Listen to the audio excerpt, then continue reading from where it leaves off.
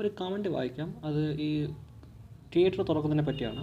ഇങ്ങനെയാണ് പറയുന്നത്: എനിക്ക് കോവിഡ് പോസിറ്റീവായി എനിക്ക് 13 ദിവസം കഴിഞ്ഞു. തുടക്കത്തിൽ ന്യൂമോണിയ വരെ വന്ന് ശ്വാസതടസ്സം ഉണ്ടായി. രണ്ടാമത്തെ പ്രാവശ്യം RT-PCR നടത്തിയപ്പോഴും ടെസ്റ്റ് റിസൾട്ട് നെഗറ്റീവ് ആയില്ല. പക്ഷേ എനിക്ക് രോഗലക്ഷണങ്ങളൊന്നും തന്നെ ഇല്ലായിരുന്നു.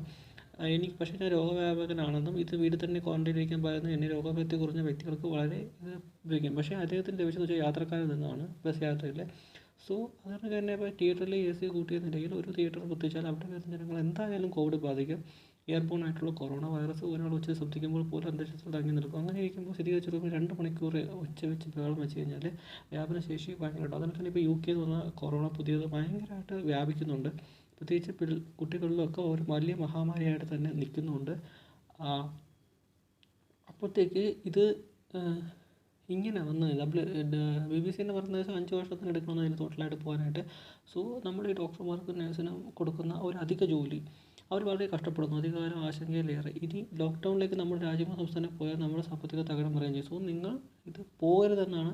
സോ അതുകൊണ്ട് തന്നെ വിജയ് സാറും എല്ലാം അറിയാൻ വേണ്ടി നിങ്ങൾക്ക് കോടികൾ കിട്ടാൻ വേണ്ടി ഒരു ജീവൻ പോലും ഇതിനു വേണ്ടി വെറുതെ പാഴിക്കളയരുതെന്നൊരു താഴ്മയ അപേക്ഷ മാത്രമേ ഉള്ളൂ. നിങ്ങൾക്ക് OTT പ്ലാറ്റ്ഫോമിൽ ചെയ്യാമല്ലോ, കാശും കിട്ടും. So please stop it.